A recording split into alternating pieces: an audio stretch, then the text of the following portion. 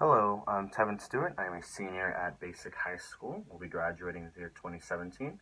And I just have some thoughts, so I'm kind of let them on the web. I really like, I really like talking and just thoughts. So I'm trying to think, what the question I want to answer today is what makes a good life? What are the aspirations if somebody wants to constitute and say that they had a good life? What would that look like?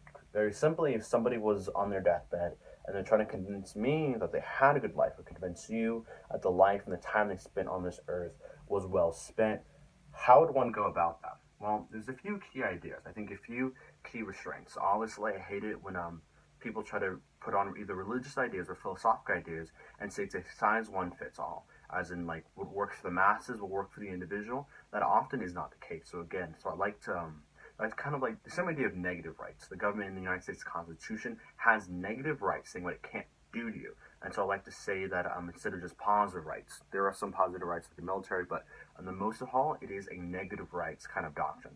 So I like to do that same doctrine except with life. What are the few things you should do negatively and keeping constantly in mind while moving forward, and that might help you.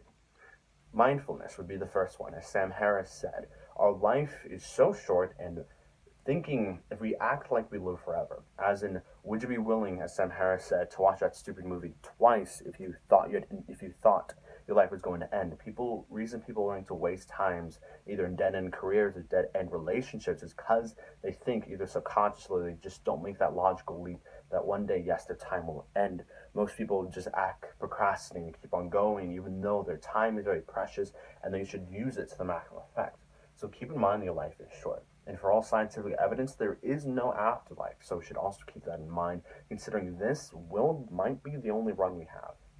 So you need to keep in mind that your life is short and practice mindfulness. And also, I was listening to a talk by Sam Harris. I felt quite inspirational. You also need to keep in track that the more times you think about the future. Yes, having a game plan for the future is good and all, but when you're constantly spending your time and spending your energy just thinking about the future in abstract and worrying about it, which is how most people think about the future, you're just wasting your time basically because the present is all that we have. The future, quote unquote, never comes. Yes, obviously you should prepare either by academically or in your job to make sure that you can, continue. Don't like live in the moment and at the consequence of the future goals. But as it kind of reminds me of one time Easy Waiter said, "Are you scared of your responsibilities? Just stay in your bed long enough and have no more responsibilities." Let's not do that. But instead, we should just not constantly worry about the future. Because think about the time you're wasting just rehearsing the worst possible case scenario. You're wasting a lot of time.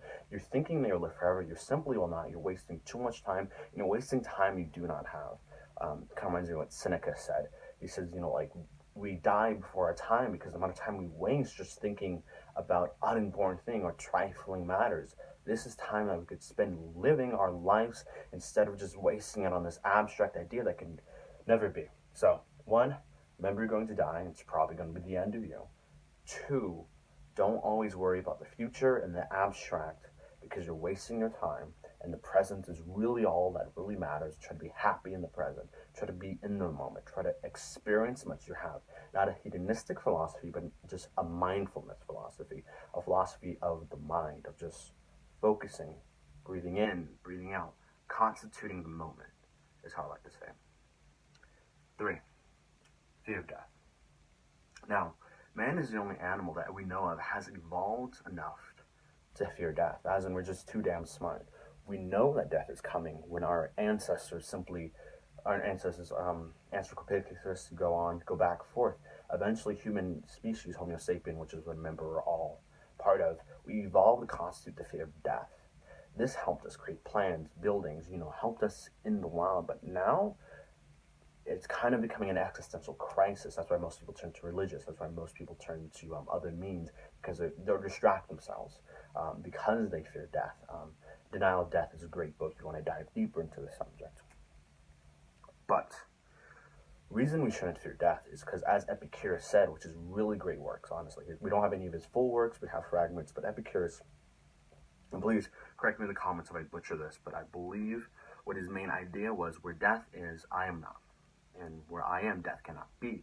As in, we'll never live long enough to experience death or to be there. As in, when I'm here, death cannot be there. Very simply because if death is end with the soul, we have no scientific evidence for soul, but end of consciousness, ends of whatever's going on in here, then you truly have nothing to fear when it comes to the final death, because you will not experience, there'll be no tactile sense, there'll be no sensory receptors to experience it, so you will not remember your death, you will not experience your death, you will not be there for your death. Your life will just go on and it will stop.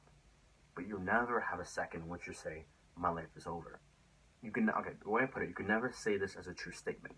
No one can ever say this as a true statement, my life has ended. Because when you can vocalize and constitute and use conscious memory and conscious workings to say logical workings to say my life has ended, at the point you can do that, you're still alive. But the point in which you can say my life has ended and that be a true statement can never happen, because the end of consciousness is the end of the soul. Souls don't exist, but end of consciousness, end of you.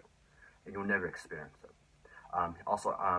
Epicurus said, you used to not exist before. That's before your mother was conceived. Father and mother conceived you. You didn't experience before. Think back to that.